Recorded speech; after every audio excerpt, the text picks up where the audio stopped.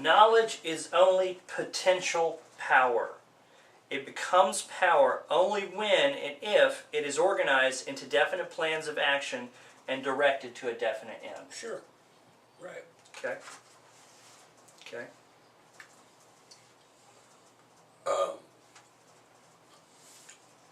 One time I was president of the Alumni Association at my former college, Yes, sir. and we were on a hunt for a new president. Mm-hmm. And the chairman of the board of trustees had decided that he wanted to hire a member of the faculty to be the new president. Okay. And I had the philosophy that to be successful, you had to have experience. Mm-hmm. Experience in management, experience in leadership, experience in ability to get things done. Okay. This guy was a hell of a fine guy, Mm-hmm.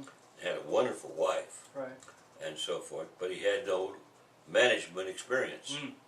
And so, whereas the rest of the committee all fell in love with his wife and decided to hire this guy, I didn't go along with that, Right. and I said, I think we're making a mistake.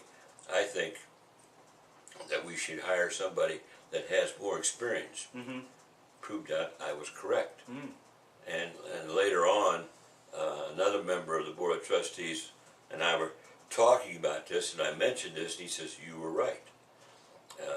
This guy was weak. He wasn't a strong leader. Mm-hmm. And so experience is something that you always want to look for. Another thing when you learn when you're hiring people Yes, sir. is that a guy comes in and he's got a resume, he's got a book this thick with all kinds of recommendations and so Right. on and so forth. And sometimes those things are correct and they're very valuable. Other times they're just frosting, they're just, what's the word? Fluff. Fluff. Okay. And you've got to be able to, one of the things that I learned is, before you hire somebody, go back and ask his former boss what kind of a guy he was. Right. Now, it used to be, 25 years ago, that people were afraid to do that Mm-hmm. because of the fact that they would get sued Right. if they said something negative. Sure. I had a law passed in Ohio that said you could do that with impunity. Wow. And because of the fact that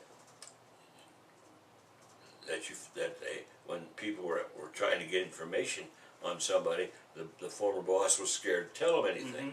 Mm-hmm. Right. And the best way to evaluate that person is to find out how did he do in the former job, how successful was he in handling people, how successful was he in achieving his goals, how successful was he in getting along with both his superiors and his subordinates. Right. and it was a better key than all these fluffy books that he brings in and shows you, you know. Right. So my experience has been that you want to find out and be able to get a history or an evaluation of the guy's background and experience before you hire him. So Okay. I think that's extremely important. Okay.